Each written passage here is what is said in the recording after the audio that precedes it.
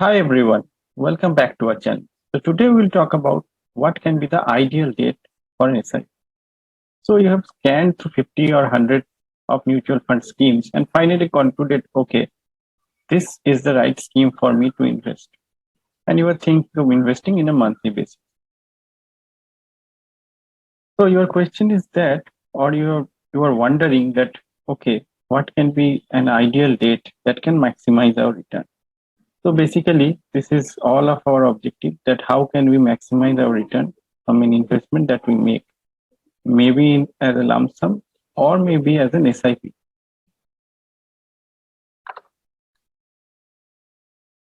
So what is the best date for an SIP?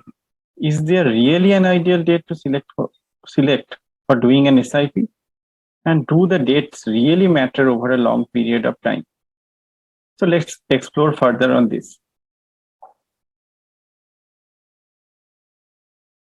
So assume you have been investing rupees 50,000 via SIP every month in Nifty 50 TRI for different time frames. That is the last 10 years, 15 years, and 20 years. Now, what is Nifty 50 TRI? Maybe you have heard about Nifty 50, but what is TRI? So TRI is Total Returns Index. Now, what this Total Return Index means is that Nifty 50 will give you a return that is a return from the share appreciation. Suppose the share price is 100 and after 5 years it becomes 150. So the appreciation is around 50%. So that is one return. But that share has also given you dividends. And some share may also not give you dividend. So that is not calculated as a part of that return of share appreciation. However, when we are considering Nifty 50 TRI, the TRI index considers the dividends or any other extra income that you are getting as a part of your investment. So this is a very standard way to calculate the returns as of today. So suppose in the last 10 years, you have been investing rupees 5,000 and you are doing it first of every month. So then your return comes around 13.23%. So rate of return is 13.23%. The methodology used is XIRR. So that is extended internal rate of return. So calculating the return from a SIP is more difficult when you compare it to a lump sum investment.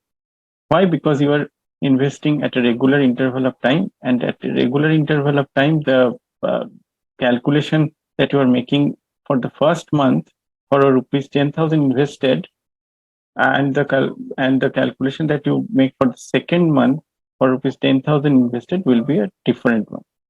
So if you want a detailed video on that, we will obviously do it in our channel. So now let's see for other dates, what is happening for other dates. When we consider a date that is from 1st to 5th of every month, and we calculate the performance over a 10-year period of time, what we see is that we are getting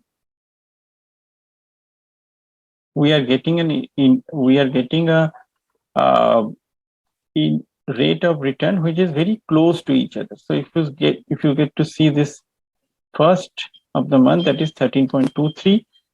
The 4th of the month, it is 13.24. So a 0.01% difference is there, and it is not significant. And also, if you think from the long-term perspective, no one can tell that, okay, this may get reversed or it will remain as it is.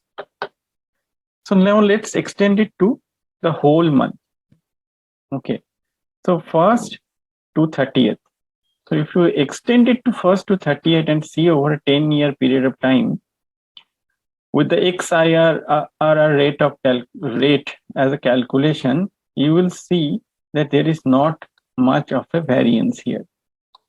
If you see, the higher ones are ranging in some of the places like 13.23, and in the lower ones, so in the 4th of the month it is 13.24. These are looking the maximum, and the ones which is very less is around 13.12. Okay, but this difference is minimal. Okay, and you cannot predict means there is not a significant difference to predict or something that okay, this is the ideal date. No. Now let's further extend it to a 15-year period. Okay, so if you see the 15-year period, the return that we are getting here, SIP return we are getting here is around, hovers around 12.4, around 12.4. And again, if you see the whole table, you will get that okay, it's not much of a difference. It's around the lesser ones is around 12.38 or something around that. The higher ones are around 12.4. Very minute difference of 0.04 percentage.